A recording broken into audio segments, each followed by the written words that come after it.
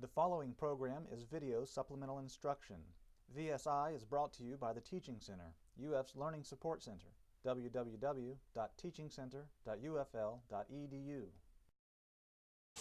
For number 12, we're asked to find the zeros of the function, and the function is given there.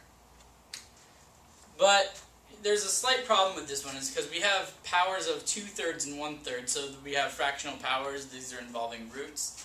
And inside that we have things that are squared, so we're definitely not going to want to just try to brute force this and see what we can do by taking the radicals of these variety of things. It's not going to work that way.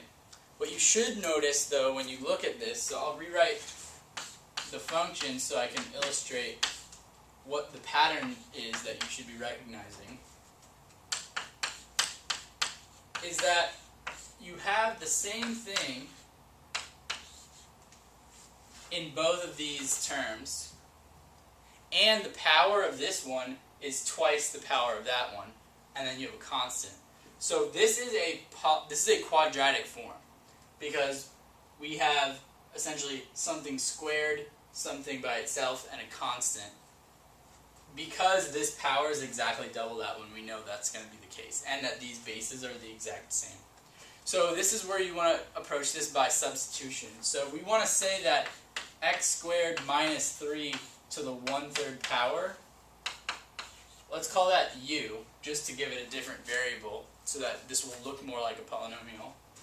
If we rewrite our function now, f of u, we would get u squared plus u minus 2.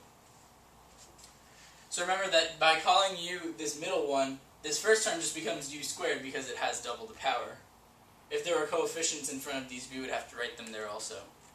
But now this is a basic polynomial that's easy to factor, because you need two terms, u and u. You need to multiply to -2 but add to 1, so that gives us plus 2 and minus 1. So, and we're finding the zeros, so we set that equal to 0.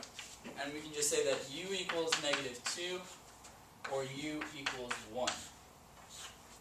Now, we're not done with the problem, though, because our original problem was in terms of x, and we need to find the zeros in terms of x also.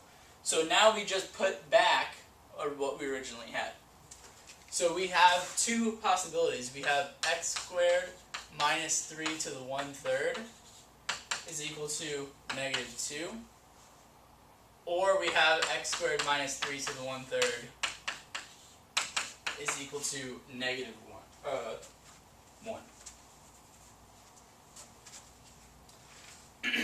Okay, so we just need to solve both these equations, and we'll have x.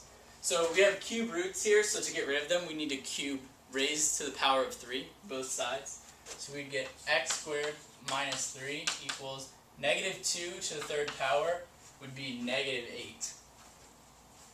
Down here we get x squared minus 3, 1 to the 3rd power is obviously still 1. Excuse me. So here we get x squared equals -5 if we add our 3 over. Here we get x squared equals 4. So let's see what happens here. Well, x squared equals -5 does not have any solutions, because that would be a complex number. We would be taking the square root of a negative. So actually this one ends up not contributing to the answer. And here, x squared equals 4 could be positive or -2. So we have two possible zeros of this function. We have plus and minus 2, which is answer choice D.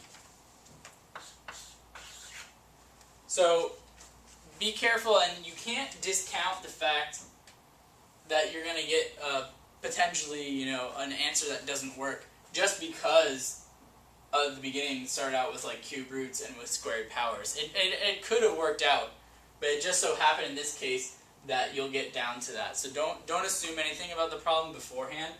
It'll always work out that way. But recognizing the form is key to all these problems, and I mean these are really common test problems.